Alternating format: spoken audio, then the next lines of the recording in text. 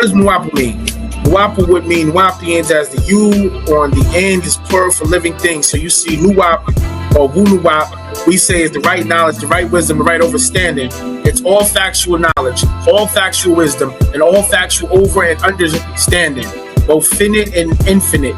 It's the true science of all sciences and the science in sciences. Wunuwap is the soulful science that existed before the Bible, the Quranic records of creation, which is only 6,000 years old from the Sumerian tablets, which are 9,000 years old, such as the Numa Elish, the Gilgamesh epics, Atra Hasis, tablets of Atafa, of Etana, tablets of Ishtar, and Tammuz. It has only one birth date record, and that is the Nagaru Salau, the Negro race or Africans, and that birth date record is called Once Upon a Time. They don't even have that. There is no birth date record for us. Where our direct people came out of. This civilization is called in Arabic Nakada or Nukada, and it's another pre-dynastic city, and it's actually not far from the ancient city of Napata. Nakada in Arabic terms as critics or judges. The Meduneta Harafat is a Nuwapic word for letters. The Meduneta Harafat translation is NBW or NWB, which creates a noob kind of sound. Once again, applying the same interchangeable sequence of the vowels, noob, NWB becomes Nubu, or commonly known as Nuwapa or Nuwapu. Our culture, and which is our culture, our spiritual way of life. So Nuwapu or Nuwubu is our cultural way of life, but also is termed as the name of us. So say the word Nuwapian in our language would be Nuwabu or Nuwapu. When you add the U at the end, it makes a plural. It adds like a plural, almost like Hebrew, where Hebrew is Aim, which is Y-I-M. Also dealing with English may add an S to make something. All right, so this is the part we want to focus on. Him trying to take the glyph saying Nebu or Nebu is the root word to Nuwapu, all that stuff. That's not true. Anybody who's been around long enough would tell you that York always said Nawabu, which it really was Nawapu. He changed it to Nawabu and said it came from the Arabic words. We got videos that we did on this already exposing that York said Nawapu or Nawabu came from Arabic, and it had nothing to do with gold. Here we go. Now, this is all for Malachi Disciple page, and it said, what are the origins of the word Nawapu? Now, he gonna read from one of York's books. Now, y'all watch and listen to yourself that it has nothing to do with ancient Egypt or gold or even a people. Now, watch how York break it down out of the book. Just showing and proving that we don't have to lie to y'all about nothing. What's up, YouTube? Right back. Alright, so we're dealing with this origins of the word Nuwapu, right? Now, there's individuals that's saying this on the glyphs, there's individuals saying this word is made up, etc., etc. I would like to see it on the glyphs, and I'm going to show how everything on the planet is made up. Alright, that's just irrelevant, okay? But anyways, the question is, ask the Sunni Orthodox Muslims, what language did the word Nuwapu come from?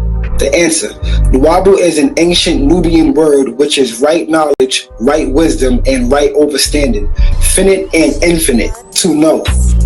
And there's a lot of definitions that come out of that as well, which is another story. But according to Lane's Arabic English lexicon, the Ashuric Syriac Arabic root word noob means of color. All right, so that's the first thing. Even though he started off as an ancient Nubian word, he never ever produced that. Okay, number one. Number two, he said it means right knowledge and it's infinite, and they never proved that either. So now he's asking a group of people who have no knowledge of ancient Egypt and all of that, and he goes right to Arabic. Okay, so we're going into that because remember they just saying that Nawabu comes from the glyph Nebu for gold. So you're gonna listen and watch how it don't have nothing to do with that. This is an old book in the 90s that York put out way before he got locked up. Now listen. Into brown or black. The word Nuwabu is from the Ashuric Syriac Arabic root word noob again. You heard that? It comes from the Arabic. First he said it was an ancient Nubian word. So how can it be ancient Nubian, then it comes from the Arabic, which came way much later? You see the confusion? I just want to just make sure we get that premise down. I'm gonna run it back. Means of color, inclining to brown or black. The word Nuwabu is from the Syriac Arabic root word Nub again. And he's saying it's brown or black. That's right. Has Not nothing to do with gold. That gold is not brown and black.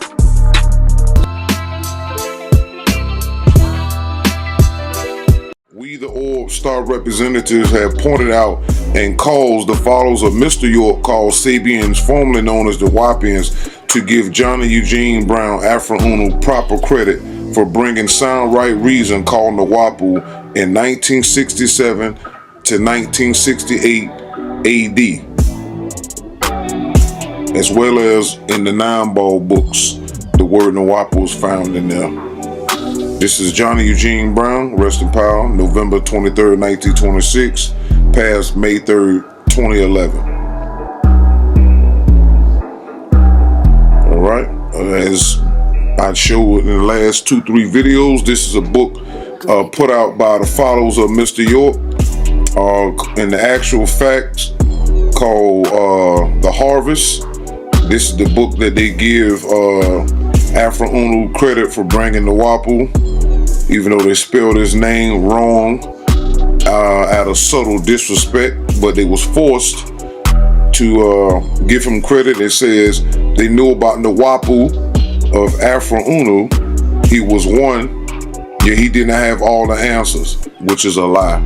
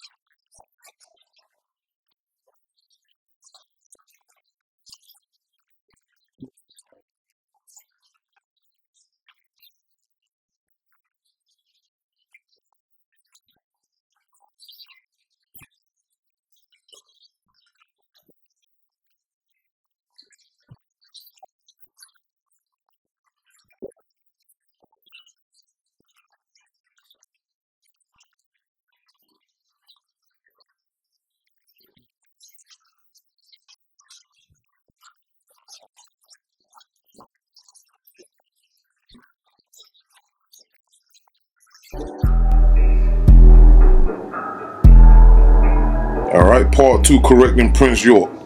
As you all have listened to Mr. Prince York, he is merely reading from a publication that was based on the information Samurai Reason Nupu through Marsha, the Orb Mars, gave to Bunu Nupu because his sign is in Aries. Let this be known. The actual hieroglyph, symbolic, and purpose was never given to Sabians, formerly known as the Wabians. That is why you hear Mr. Prince reading a made-up meaning for the glyph Nebu, meaning gold, to switching it to the Wubu and the Wupu. At no point did Mr. Prince attribute the sun to this glyph or the writers of that book because they did not know back then. Now let's read what is said about the gold hieroglyph to see what was left out by Mr. Quincy Ramesses, Prince York. Nebu, from Wikipedia, the free encyclopedia. Nebu is the Egyptian symbol for gold. It depicts a gold collar with the ends hanging off the sides and 7 spines dangling from the middle. Ancient Egyptians believed that gold was an indestructible and heavy metal. The sun god Ra was often referred to as a mountain of gold. The royal tomb was known as the House of Gold. The pharaohs of the Old Kingdom were called Golden Horus. In Middle Egyptian, the hieroglyph for Nebu is, it was sometimes followed by the goddess determinative. This changed its meaning to the golden one, epithet of Hathor. The ancient Egyptian name for the city of Umbos, Nebet, also used the Nebu hieroglyph.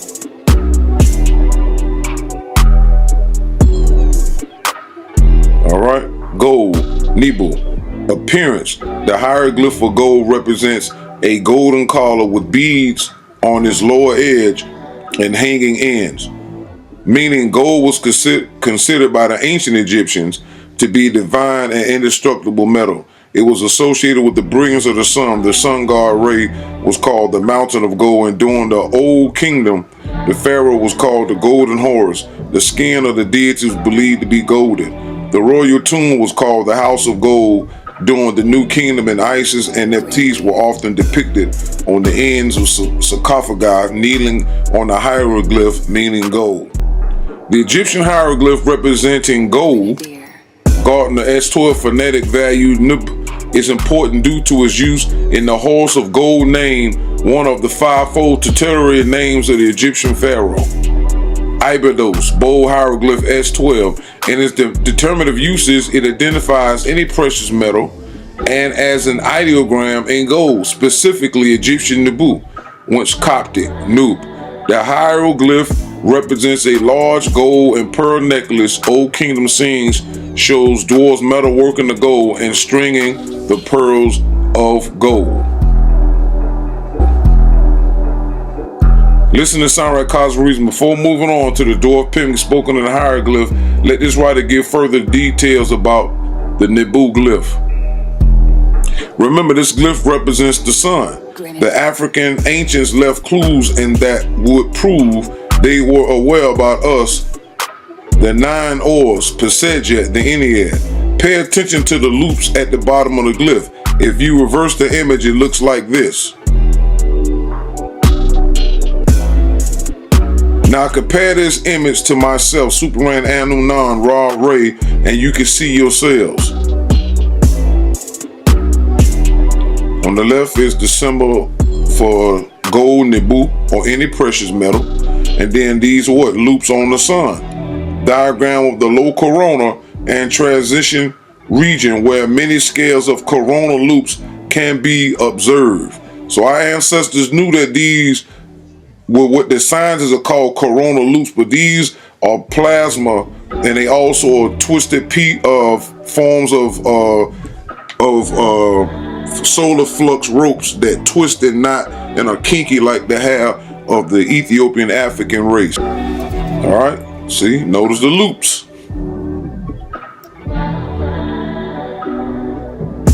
Here another one, loops.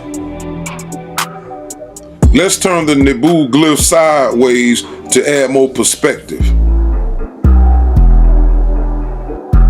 So here you can see the sun and it's showing these loops.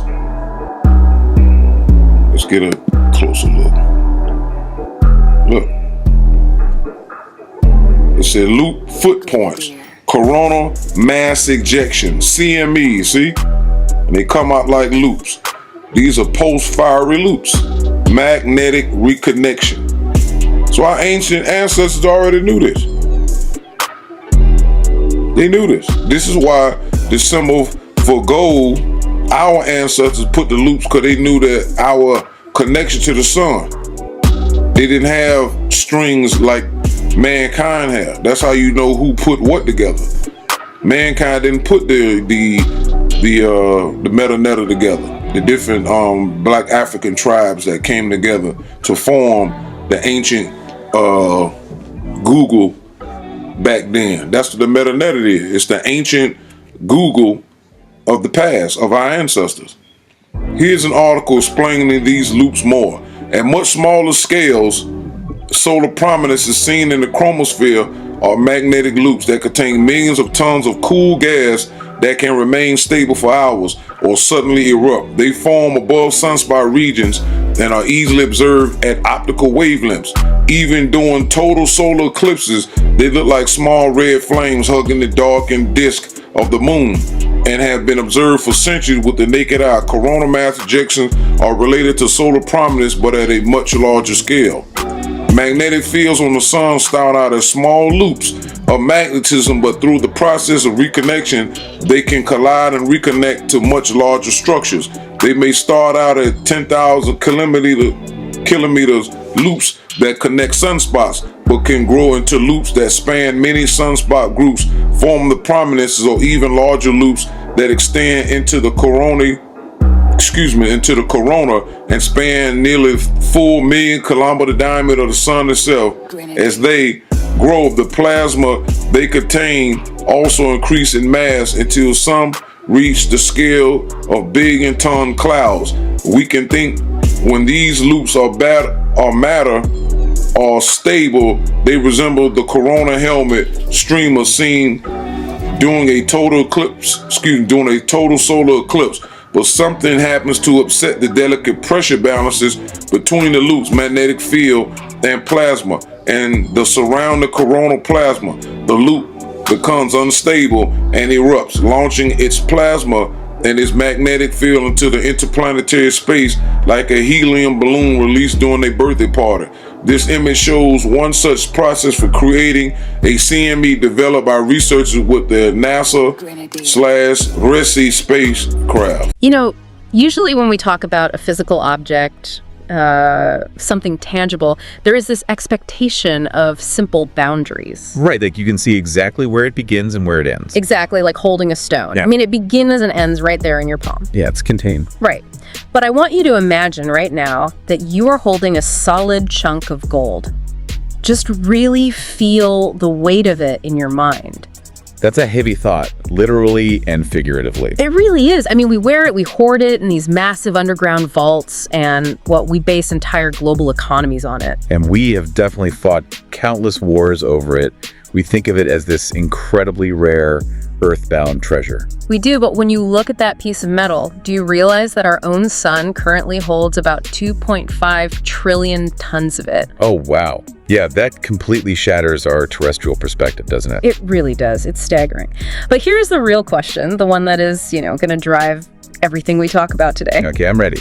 Did ancient civilizations somehow already know this? Like, did they encode advanced astrophysics into their most sacred symbols thousands of years before the invention of the telescope? Man, that is a question that leads us into some incredibly deep and, very complex waters. I am ready for it. Because today's deep dive is centered on a highly unique, intensely dense, and just endlessly fascinating video transcript. What's the source? It is titled The Collar of Gold PT1, and it was uploaded by the channel Tar Kinu Nupu 2. Okay, so a very specific corner of the internet. Exactly. And our mission today is to unpack how this single remarkable source weaves together cutting-edge astrophysics, ancient Egyptian iconography, and a really specific esoteric cosmology. All into one unified theory of the universe, right? I think it's crucial we pause right here and clarify our approach for the listener, though. Yeah, please do, because this gets complicated. Right, so the source material we were looking at today contains deeply held alternative history. Very deeply held. Exactly. It operates within a specific theological and philosophical framework that the text calls noon science. Noon science, right. And it even details some intense intellectual property disputes between different esoteric groups. So our job today is not to take sides. Absolutely not. We aren't here to adjudicate theological debates. Right, nor are we here to validate ancient astronaut theories or anything like that.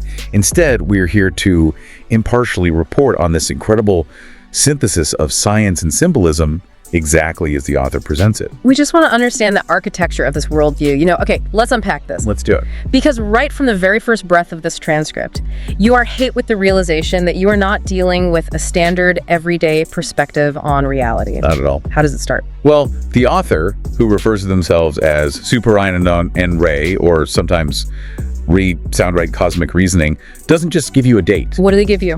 They give you a multi-layered cosmic coordinate. It's wild. The source notes that this presentation is taking place on October 15th, 2023 in the Gregorian calendar. Okay, that part is standard. Right, but it doesn't stop there. It tells us it is Ethiopian year 61 and New Pool mental year 97. Wow. Yeah, and it even gives the exact astrological position. It says the sun is at 22 degrees Libra, with the longs at 19 minutes and 58 seconds in the first decan of Kemet. That is an overwhelming amount of data just to say hello to your audience. It really is. If you were just booting up a video, why start a presentation on an ancient hieroglyph with such an incredibly specific timestamp? Well, what's fascinating here is that the author is immediately signaling a rejection of standard monolithic Western paradigms. Like pushing back against the normal calendar. Exactly. By providing the Gregorian date alongside the Ethiopian year and the New Pool mental year, they are effectively saying that time itself is subjective. Oh, I see. Or that different calendars represent different states of consciousness, maybe. Yes, different states of consciousness and different historical lineages. We all run on the Gregorian calendar for business, sure. But spiritually or culturally, time is measured from different 0 points for different groups. That makes a lot of sense. It's like a reset button on history based on when a specific movement or, an era of enlightenment began for that community. Precisely.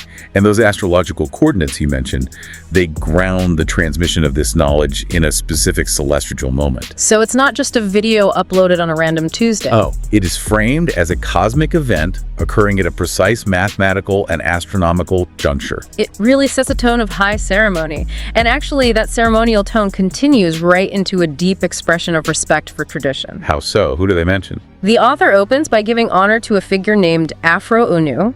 The text says his legal name was John Eugene Brown, and he lived from 1926 to 2011. Okay, an elder in the community. Right. The source credits him as the physical representative of the orbs. And he's the one who brought sound bright reason, which they call the woo, between 1967 and 1968. We should look at that terminology for a second. Sound right reason. Yeah, what does that imply to you? It implies a type of knowledge that is not merely factual. It implies a knowledge that vibrates at a correct frequency. Like a cosmic truth, rather than just data. Exactly.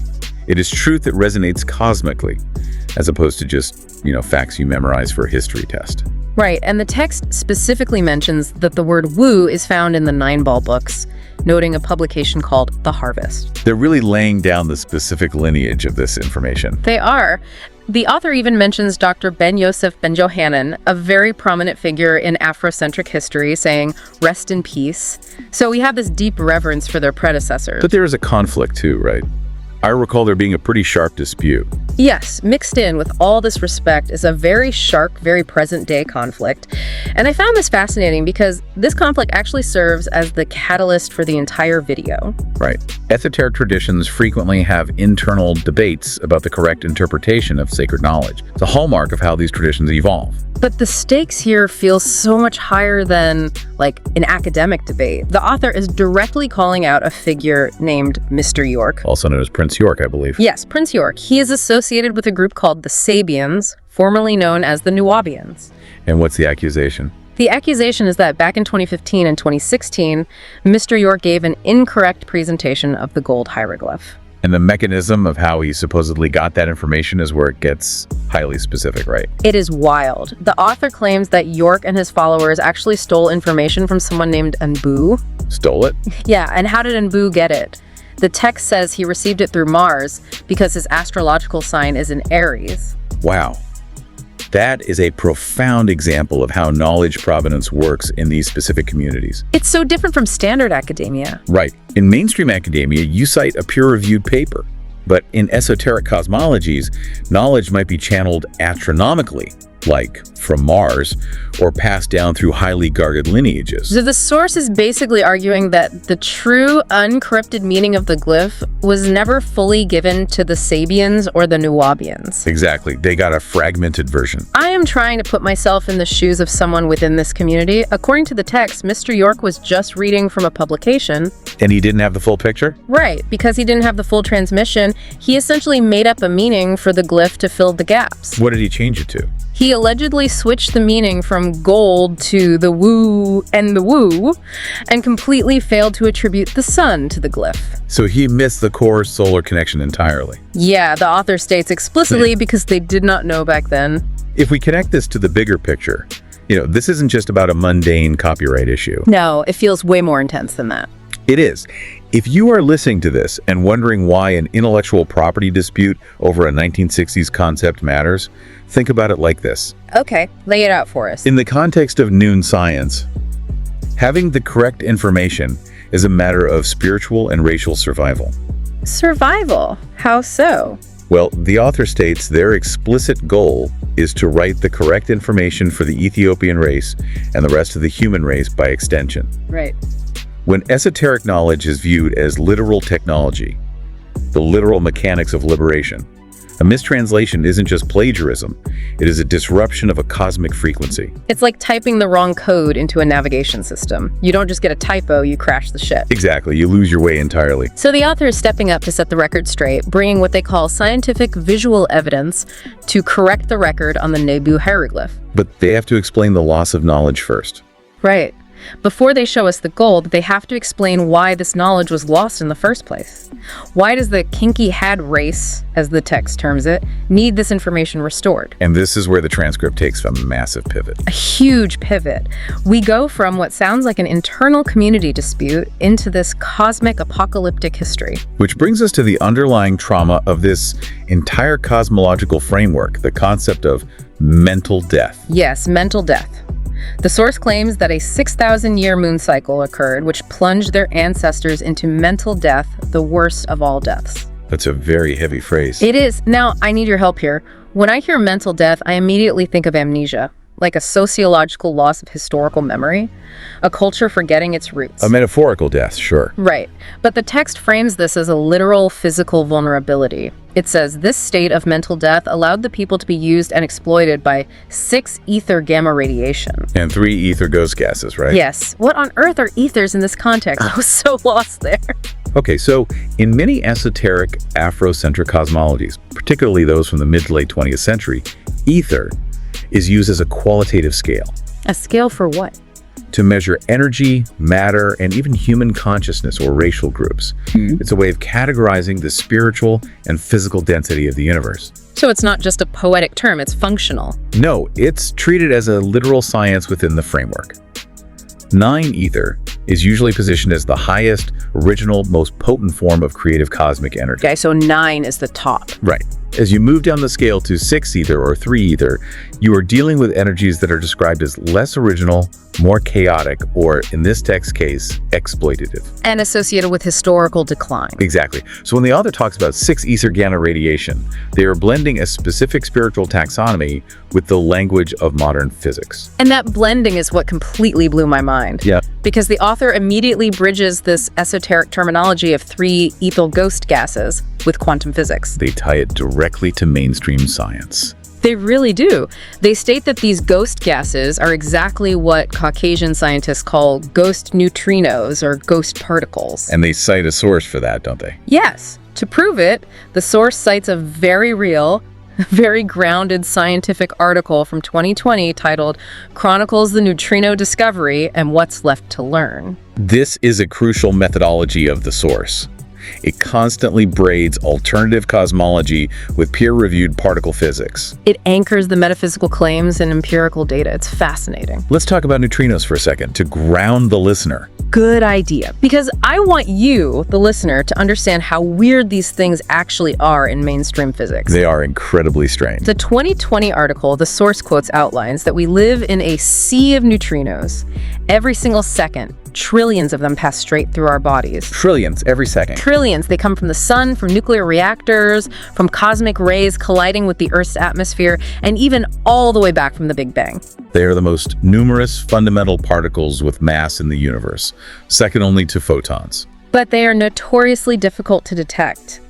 The article points out they were first proposed mathematically in the 1930s by Wolfgang Pauli. But they weren't verified until the 1950s, right? Exactly. And the reason it took so long is because they barely interact with normal matter. They have no electrical charge. They just ghost right through things. Yeah, you could stack a block of lead a light year thick, and a neutrino would probably just pass right through it without hitting a single atom. Hence the term ghost particles. They are everywhere, yet virtually undetectable without those massive underground liquid vats. Right, those giant tanks surrounded by sensors just waiting for a 1 in a trillion collision. Exactly. And there's a lot of mystery left in modern physics about them. Like how much mass they actually have, where the mass comes from, their magnetic properties. But here is the detail the author zeroes in on. What's the connection? The text explicitly lists the 3 known types or flavors of neutrinos: the electron neutrino, the muon neutrino, and the tau neutrino. Notice how perfectly that aligns with the author's previous mention of 3 ether ghost gases. 3 types of neutrinos matching the 3 ethers. Exactly. The symmetry there is highly compelling. I have to admit, it really is. But here's where I get a little lost, or at least where my brain really had to stretch. Okay, where did they lose you? Well, the author uses this modern physics breakdown of neutrinos to completely redefine ancient Egyptian mythology. Oh, this is the part about Osiris. Yes, the text says that according to Afron, this neutrino phenomenon is the exact origin of Osiris. Osiris, right. The ancient Egyptian god of the afterlife, the underworld, and the dead. Exactly. The source claims that Osiris was originally solar energy some 6,000 years ago. But he fell, essentially. Right, he left the sun, and when he left the sun, he lost his electrical attraction, his magnetism. So he lost his charge. Yes. He essentially became a ghost particle, a neutrino, that then became a part of the Earth guard. Meaning he entered the Earth. Right. The Earth became the source of these neutrinos as they integrated into the planet and became part of the methane cycle. That is a massive conceptual leap. I know, I'm having a hard time wrapping my head around this. The author is taking Osiris, a mythological god of the underworld, and claiming he is literally a subatomic particle. That's exactly what they are claiming. But how does a mythological narrative map onto quantum physics like that? Well, what's fascinating here is that it requires a completely different way of reading mythology. What the author is doing is literalizing the myth. Literalizing it. Yes. In standard history, we view the story of Osiris as a primitive, pre-scientific way of explaining the agricultural cycle, right? Right, it's a metaphor for seasons and farming. Osiris is killed by his brother Set, chopped into pieces, and relegated to the underworld, where he becomes the Lord of the Dead, ruling over the buried seeds that eventually sprout as crops. Exactly, it's just early farming lore. But this text is suggesting something radically different.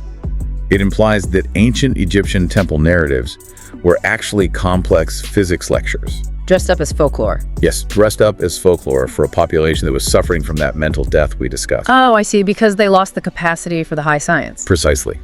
If the population has lost the mathematical capacity to understand subatomic particle decay, how do you preserve the data? You tell a story. You tell a story about a fallen god who loses his power and sinks into the earth. Osiris, losing his life and power, is equated to solar energy losing its electrical charge. And becoming a neutrino, passing harmlessly, ghost-like, through matter. Wow. So modern science is only just now discovering, in 2020, what the ancestors encoded as mythology 6,000 years ago. That is wild. Modern physics isn't replacing ancient wisdom, it's merely catching up to it. Right, providing a new, perhaps more clinical vocabulary for it. It's a brilliant hermeneutic maneuver. By equating the 3 ether ghost gases with the 3 types of neutrinos, the text argues that the ancients weren't primitive farmers. They were particle physicists. Okay, so we have these invisible ghost particles, the neutrinos, representing the unseen, lost, or fallen forces of the sun. But they also have a visible counterpart. Right. If these gross neutrinos represent the invisible, lost power of the sun, how did the ancestors physically represent the sun's active living power? And that brings us to the core symbol of the whole video. Yes, gold. Which brings us to the crux of the video, the Nebu hieroglyph. And again, the author makes a very calculated rhetorical choice here. They really do. Before they give their noon science interpretation of the glyph, they ground the listener in standard academically accepted Egyptology. Which is smart from an argumentation standpoint. They literally pull up Wikipedia. The author reads the standard entry for the gold hieroglyph known in the standard Gardner sign list as Gardner S2. Let's paint a picture of it for the listener. Yeah, if you are listening to this on your commute or at the gym, I want you to picture this symbol in your mind. What does it look like? The encyclopedia describes it as depicting a gold collar, like a broad necklace. The ends of the collar are hanging off the sides, and there are 7 little spines or beads dangling from the lower edge of the metal. It's a very elegant, very simple depiction of ancient jewelry. It is, and the Wikipedia entry provides a lot of standard historical context. The ancient Egyptians believed gold was an indestructible and divine metal. Right, they didn't just see it as fiat currency. No, not just a way to buy things. They saw it as the physical manifestation of the divine. The sun god Ra was often referred to as a mountain of gold. Which establishes the immediate conceptual link between the metal and the star. Exactly. The royal tomb was known as the House of Gold. The pharaohs of the Old Kingdom were called the Golden Horus. The skin of the deities was literally believed to be made of gold too. Yeah. Even the goddesses Isis and Nephthys were often depicted kneeling on this very hieroglyph at the ends of sarcophagi. And there are Old Kingdom scenes showing dwarf deities like Ta, or the pygmy gods, metalworking the gold and stringing these pearls. So why do you think the author spends so much time reading the standard textbook definition? Well, it serves a crucial purpose in establishing authority. To prove they've done the reading. Exactly. The author is proving to their audience, and perhaps directly to Mr. York's followers, that they have done the conventional research. They aren't just making things up in a vacuum. They know what the academic establishment says. Right. They understand the phonetic value of the glyph. They know it was used as a determinative in the city of Ombos. They know the goddess Hathor was called the Golden One. It establishes credibility before taking a massive leap. Because they are about to take a massive leap. They really are. The author pivots hard. They use the Wikipedia entry as a launch pad, not a destination. How do they reframe it? Because while the standard Egyptological view says the ancient Egyptians associated gold with the sun in a purely symbolic or poetic way. Like, oh, gold is shiny and yellow, the sun is shiny and yellow, therefore they are magically connected. Exactly. The author steps in and says, no, it wasn't poetry, it was literal astrophysics. This is where sound-right cosmic reasoning takes over from Wikipedia. And once again, the author brings in modern astronomy to prove their point. They cite a November 2020 article from Universe Today. What's the headline? The headline is, Astronomers Find a Star That Contains 65 Different Elements. And the article asks a great question for the reader. Which is? Have you ever held a chunk of gold in your hand? If you have, you understand the drive to possess it, but do you actually know where it comes from? We touched on this at the very beginning of the deep dive, the cosmic origin of heavy metals. Right. The Universe Today article explains that all stars are primarily made of hydrogen and helium. That's the basic fuel of the universe. But they also contain other elements, which astrophysicists refer to collectively as a star's metallicity. And our sun is unique in that regard. Very much so. It turns out our sun has incredibly high metallicity. It contains 67 different elements. Including, as we mentioned earlier, about 2.5 trillion tons of gold. To expand on that science for a moment, it's a breathtaking fact of our universe, isn't it? It really is. Most of the gold that exists is actually forged in the extreme heat and pressure of dying stars. Like supernovas. Yes, supernovas. And the incredibly violent collisions of neutron stars. So it's ancient cosmic debris. Exactly. The gold that we mine on Earth, the gold in our rings and necklaces, was swept up into the cloud of dust and gas that eventually coalesced into our sun and the planets billions of years ago. So yes, technically the sun is quite literally a mountain of gold, just as the Egyptians called Ra. And the author seizes on this exact point. They argue that when the African Ethiopian ancestors stated that Super Ryanan non Ra Re, the sun has gold within him, they weren't making a poetic metaphor. They were stating a hard scientific fact. Right. But the source asks a critical question, and it's a question I think anyone would ask. If they didn't have telescopes back then, how did they know? Yes. This raises one of the most important philosophical questions in this entire text. It's a question about the epistemology of the ancients. How did they acquire knowledge that modern science is only verifying now with spectroscopy and advanced satellite imaging? The source's answer is profound, and it challenges everything about how modern people view the universe. It really does. The text says that in Noon Science, it clearly states that all of the orbs, suns, the planets, and even the satellites are all conscious. Conscious entities? Yes. They have been consciously communicating with our ancient ancestors, the pygmy gods, and their human descendants. Now let's unpack that. Let me play devil's advocate for a second. The idea of talking to a planet sounds like pure fantasy to a modern ear. How does a framework like Noon Science justify this? Well, it requires a complete paradigm shift from the modern materialist worldview. The philosophical term for this is panpsychism. Panpsychism. Yes, it's the idea that consciousness is a fundamental and ubiquitous feature of the physical world. Ubiquitous meaning everywhere. Right. In the modern West, we view space as a cold, dead vacuum filled with inanimate rocks and burning gas.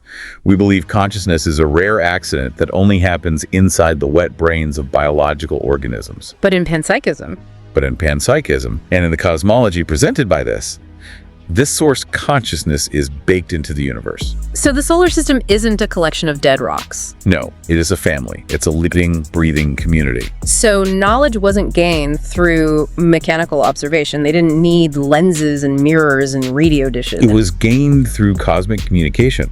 The universe is awake, and it talks to those who know how to listen.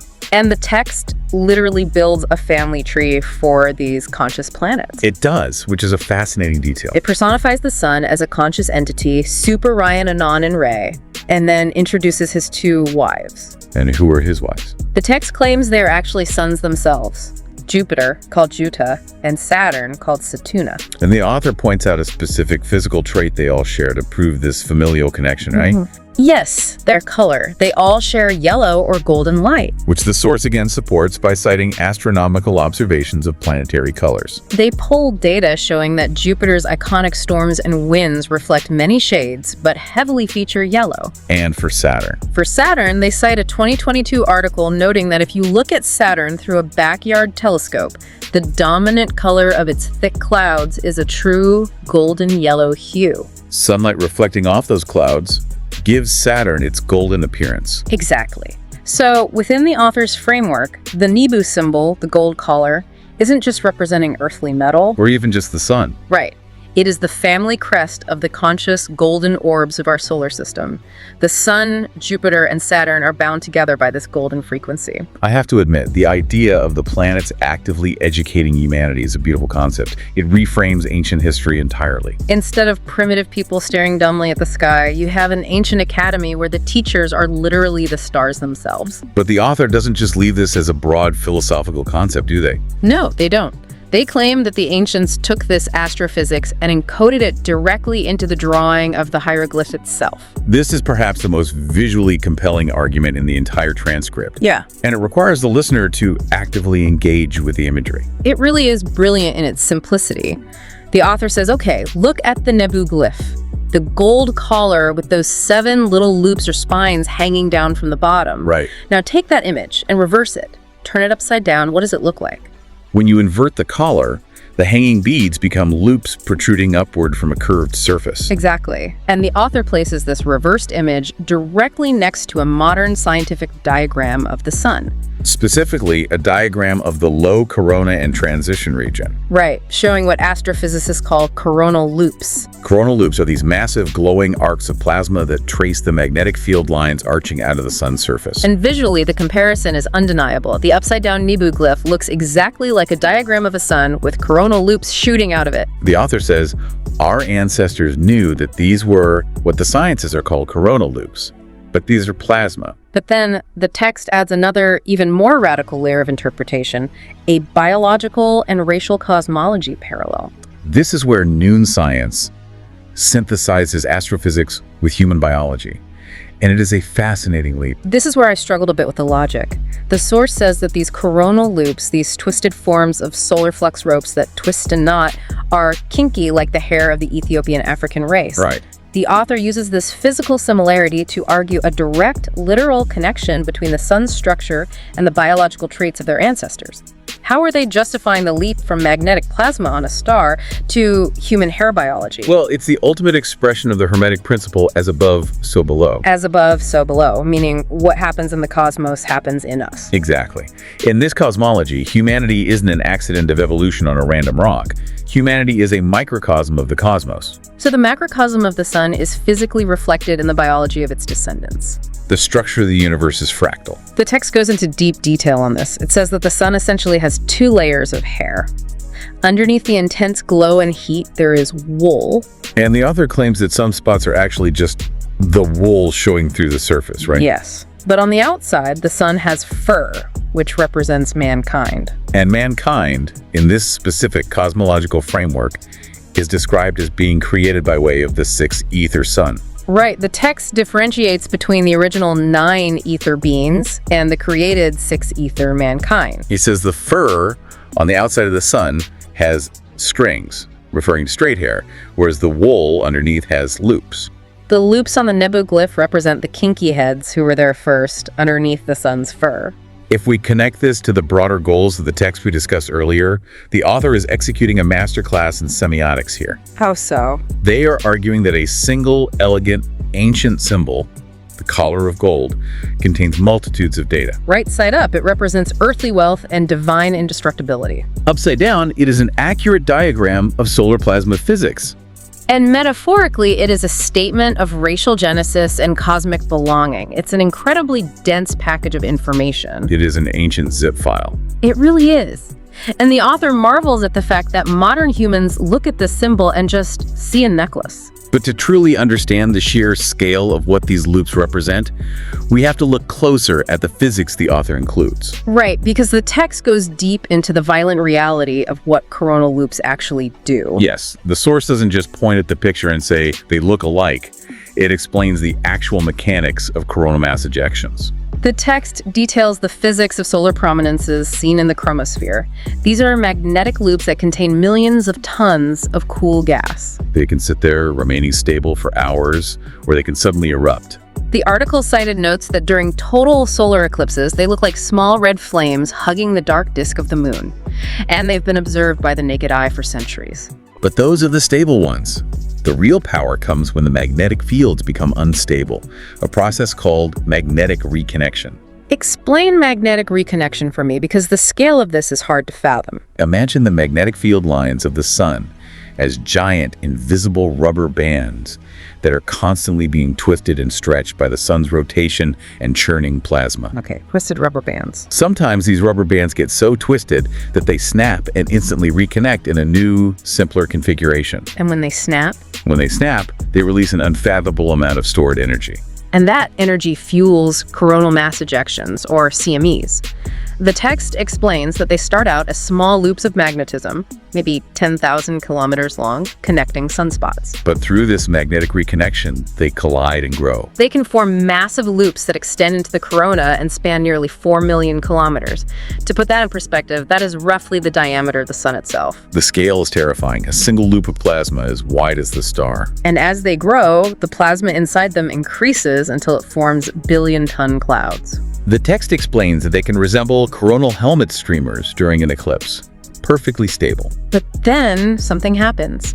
The delicate pressure balance between the magnetic field, the plasma inside the loop, and the surrounding coronal plasma is upset. the containment fails. And the loop erupts. It launches its plasma and its magnetic field into interplanetary space. The text uses a great analogy from researchers with the Nasser-Hesse spacecraft, right? Yes, it says it's like a helium balloon released during a birthday party. Except this balloon is made of 1 billion tons of superheated radioactive plasma hurtling toward the planets at millions of miles per hour. Exactly. And this brings a dynamic kinetic energy back to the interpretation of the hieroglyph. It absolutely does. Because the author concludes by saying, you don't just have to look at the Nebu symbol right side up as a necklace or upside down as the sun's surface. You can look at it laying on its side. And if you imagine that collar laying on its side, the loops are facing outward. It looks like the sun shooting out heat and waves and CMEs toward all the planets in the solar system.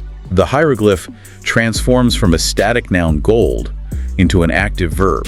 It becomes a multidimensional kinetic map. And this leads to the author's ultimate thesis, which I think is the most memorable concept in the entire transcript. The ancient Google. Yes, the text concludes that mankind didn't put the Metnet together, the Metnet being the system of hieroglyphs. Right. It was assembled by different Black African tribes that came together. And they created what the author calls the ancient Google of the past. That phrase, the ancient Google, is so striking. It forces a complete reevaluation of ancient architecture. It totally reframes how we look at an ancient temple wall. Imagine standing in the ruins of Karnak. If you view it through standard Egyptology, you see religious art, tributes to pharaohs, prayers for the dead. But if you view it through the lens of this source, you aren't looking at art at all. You are standing inside a biological and astrophysical hard drive. A database built by ancestors who communicated directly with conscious planets. Exactly, encoding the secrets of neutrinos, solar metallicity, and plasma physics into pictures of necklaces and birds. It fundamentally shifts the power dynamic of history. It really does. The source's ultimate message, as stated at the very end of the transcript, is to show respect and honor to your ancestors and celebrate that we knew are here to make clear to you what has been forgotten and lost through mental death. It is an intensely empowering narrative.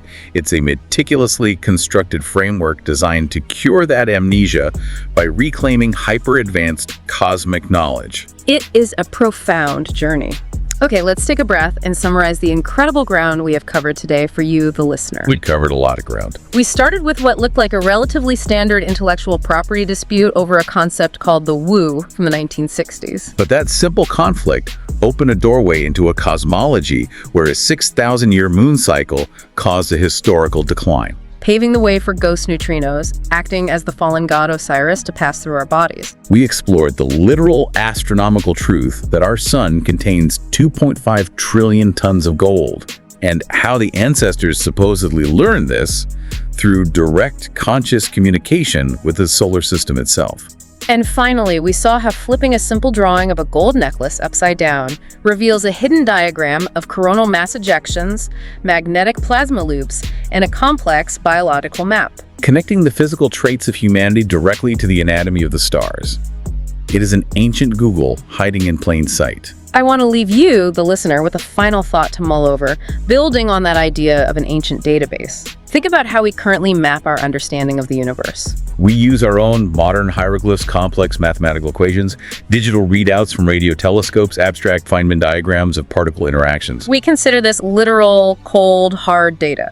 But imagine a completely different civilization discovering our scientific archives 6,000 years from now. Without our context, without our specific cultural framework, will they see purely literal data? Or will they look at our equations of dark matter, string theory, and quantum entanglement and find a mythology just as rich, just as complex, and just as deeply fundamentally human as the ancient Google of the past? That is a phenomenal question to end on. Because whether you are holding a chunk of gold in your hand, looking up at the yellow light of Saturn, or staring at an ancient carving on a museum wall, the meaning is never just on the surface. There's always a deeper layer waiting to be decoded, so keep questioning the symbols around you. Until next time.